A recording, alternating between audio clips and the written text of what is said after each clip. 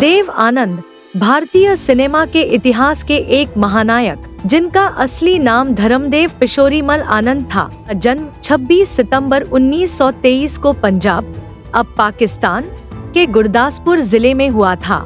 उनका जीवन एक प्रेरणादायक कहानी है जो संघर्ष, साहस और संकल्प से भरा हुआ है।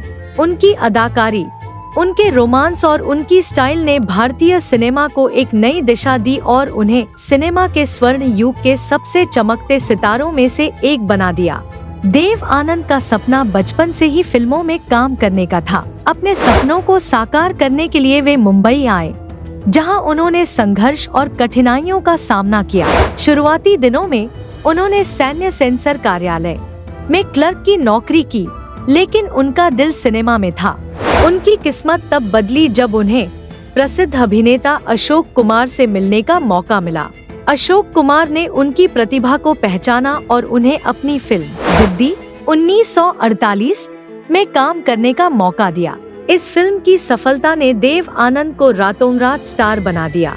देव आनंद का सिनेमा करियर बहुत ही शानदार और विविधतापूर्ण रहा। उन्होंने लगभग 7 दशकों तक भारतीय सिनेमा में सक्रिय भूमिका निभाई और 100 से अधिक फिल्मों में काम किया।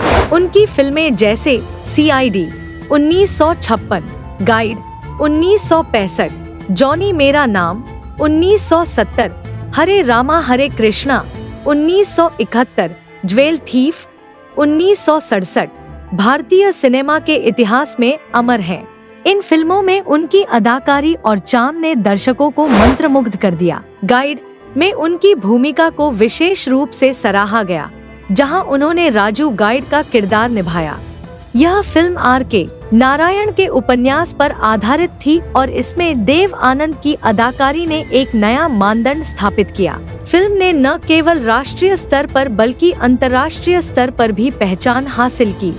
देव आनंद की सबसे बड़ी खासियत उनकी सकारात्मकता और जीवन के प्रति उनका दृष्टिकोण था। उनके चेहरे पर हमेशा एक मुस्कान होती थी, जो उनके प्रशंसकों को प्रेरित करती थी। उनके संवाद, अदायगी का अंदाज, उनका स्टाइल और उनकी मासूमियत ने उन्हें युवाओं के बीच बेहद लोकप्रिय बना दिया। वे हमेशा नए विचारों और नए प्रयोगों के प्रति खुले रहते थे, जिससे उनकी फिल्मों में ताजगी और नवीनता बनी रहती थी।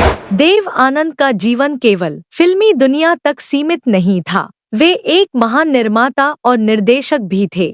उन्होंने अपनी खुद की प्रोडक्शन कंपनी नवकेतन फिल्म्स की स्थापना की, जो भारतीय सिनेमा की सबसे प्रतिष्ठित प्रोडक्शन कंपनियों में से एक बन गई। उन्होंने कई सफल फिल्मों का निर्माण और निर्देशन किया, जिनमें प्रेम पुजारी, हरे रामा हरे कृष्णा और देस परदेस शामिल हैं। उनकी फिल्म हरे रामा हरे कृष्णा में जीनत अमान की खोज ने भारतीय सिनेमा को एक नई अदाकारा दी, जिसने आगे चलकर सिनेमा में अपनी खास पहचान बनाई। देव आनंद ने हमेशा नए और उभरते हुए कलाकारों को प्रोत्साहित किया और उन्हें मौका दिया। देव आनंद का व्यक्तिगत जीवन भी उतना ही रोचक और प्रेरणादायक था। उन्होंने कल्पना कार्तिक से विवाह किया, जो उनकी फिल्म टैक्सी ड्राइवर में सहकलाकार थी। उनका जीवन एक आदर्श प्रेम कहानी की तरह था, जिसमें उन्होंने अपने प्रेम और परिवार को सर्वोच्च प्राथमिकता दी।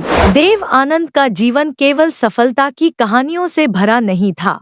उन्होंने भी असफलताओं का सामना किया, लेकिन उन्होंने कभी हार नहीं मानी।